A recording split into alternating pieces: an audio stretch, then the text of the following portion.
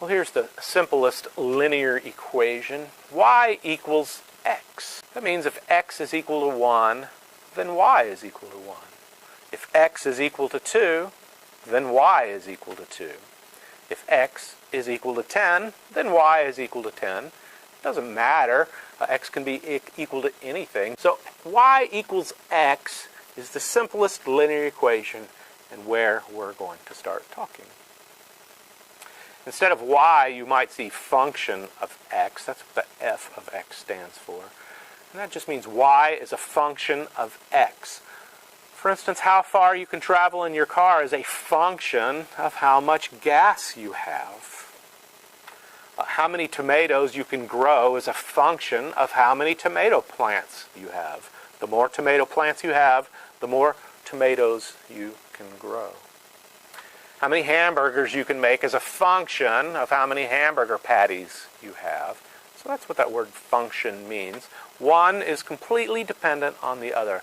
The function of x is completely dependent on x. So whether you use y or a function of x, that's something that's going to matter someday in a more advanced math class, but today it doesn't matter at all. I just wanted you to be on the lookout for that nomenclature of function. So this is a number line. You've seen the number line before. I have 0 in the middle, and we count this way. 1, 2, 3, 4, 5, 6, 7, and that line goes on forever. And we can count in the opposite direction. When we count in the opposite direction, we just call that negative. Negative 1, negative 2, negative 3, negative 4, negative 5, negative 6, negative 7. And that line goes on in the opposite direction. We can call that number line, we can call the numbers on that number line, we can call them x. We can describe those as x. So we can plot on the number line.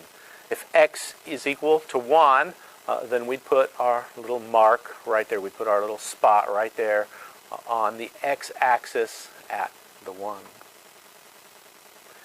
If x is equal to 4, then we'd plot the x equal to 4, just like this.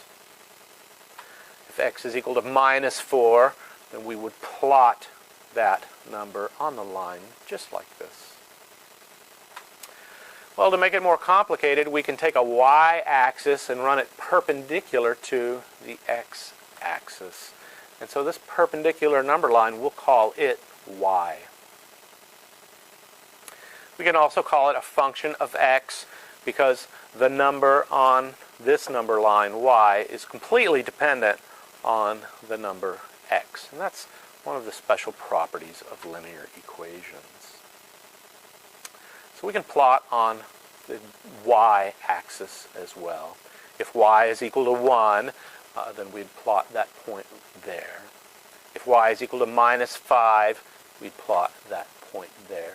So this is an introduction to rectangular Cartesian plotting.